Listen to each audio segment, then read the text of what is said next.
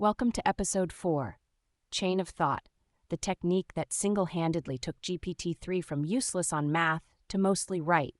Walk the model through its reasoning before it commits to an answer. Add 5 words to the system prompt. Solve the problem step by step, and accuracy on multi-step reasoning jumps significantly. The model writes its work out, catches its own mistakes, and lands on the right answer more often. 4 cases where chain of thought helps: math word problems where rushing produces wrong arithmetic, multi-step logic, classification with subtle rules, and basically anything where the first instinct gets it wrong. Reasoning models like O1 and GPT-5 thinking do chain of thought for you internally.